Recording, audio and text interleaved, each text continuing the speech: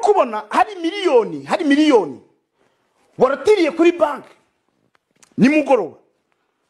Ayo mafaranga ntiwari wayakoraho, ni miliyoni inote za 5 gusa.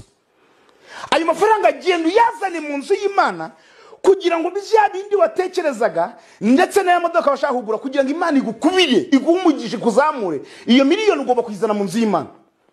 Iyo miliyoni ugomba kuyizana mu nzu y'Imana. Kuko ndimo kubona urupfu ruri imbere yawe, urukwasamiye.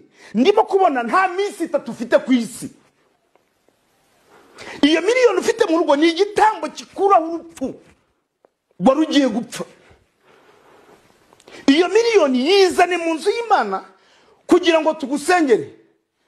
Urayifite? Okay. Ugomba kuyizana mu nzu y'Imana. Hello guys, nizere ko umeze neza weho dukurikiye impande zitandukanye z'igihugu. Imana ikomeze gukompera imigisha aho uherereye hose, yaba mu byo urimo ndetse nabo muri kumwe, ndetse no mu byo urimo gukora kano kanya. Uyu munsi urwego rw'ubugenzacyaha RIB rwataye muri yombi umugabo witaga umupasiteri cyangwa se umuhanuzi, akaba yitwaga Bucyana Emmanuel. Mu minsi yashize nibwo hacicikanye amavideo agiye atandukanye y'umupasiteri arimo arahanura mu rusengero cyangwa se yigisha mu rusengero, abwira abayoboke ko gutanga amafaranga ariko gukizwa, ndetse ariko kuba umukiranutsi, cyangwa se gutanga amafaranga ariko kurama, cyangwa se ko iyo utanze amafaranga Imana igukubira 5 muri za mvugo zabo z'abapasiteri. Ngo niba utanze 5 urahita ubona 25, niba utanze 10 urahita ubona 50. Ese koko iyo migisha ibaho cyangwa abapasiteri baba bari kudutuburira? Rero uyu munsi tariki 21 z'ukwezi kwa 10 urwego rw'ubugenzacyaha RIB rufatikanyije na polisi y'u Rwanda rwataye muri yombi uyu mugabo witaga umupasiteri cyangwa umuvugabutumwa. RIB ibwira abaturarwanda bose ko ari ukwitondera aba bantu baza badushuka batubwira ko gutanga amafaranga ariko kuba umukiranutsi. Ese ngira kantu nkwibariza we uri kunyumva, Imana irya amafaranga cyangwa Imana ifite ahantu igibitsa amafaranga, ifite banke? Mumbwire muri komenti.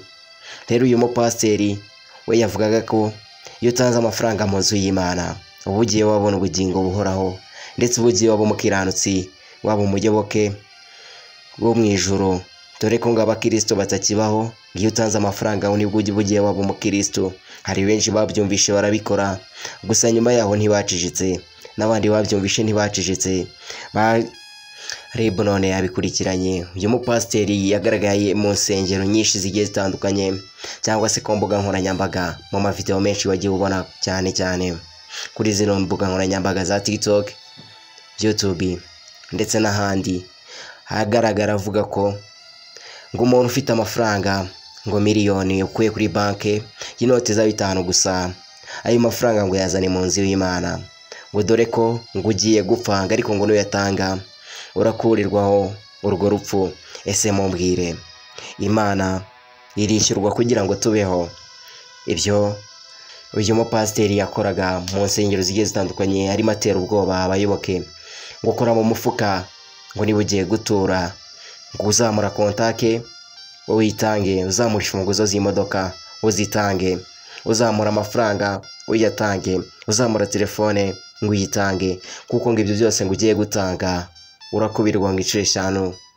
Ese koko uyu mupasiteri ibyo yakoraga byari ukuri cyangwa byari ibinyoma? Kiye ku giti cyanjye uyu mupasiteri yari umunyabinyoma wigendera, cyangwa se yari umusikama wishakiraga amafaranga. Ntabwo yakoraga ivugabutumwa, ahubwo we yikoreraga ubujura abinyujije mu buryo bw'iyobokamana. Ese hari aho mwabonye Imana ifata amafaranga cyangwa Imana yishyurwa ngo kugira ngo tubeho? Uyu mupasiteri we yizezaga abantu ko iyo utanze amafaranga ubaho ubuzima buhoraho, we hagufasha ukiberaho ubudapfa. Mbona ariko yarabaga ashatse kuvuga. Rero ndagushimiye weho twabanye kuri no channel yacu ya YouTube. Ndagusaba ukanda subscribe, ugakora share ndetse na comment. wari kumwe na Ndigi nk'ibisanzwe, umwana ubikora ubikunze, umwana w'umushibro. Mukomeza cyane kwirinda abatekamutwe, mutangira amakuru ku gihe, kubaka u Rwanda twifuza.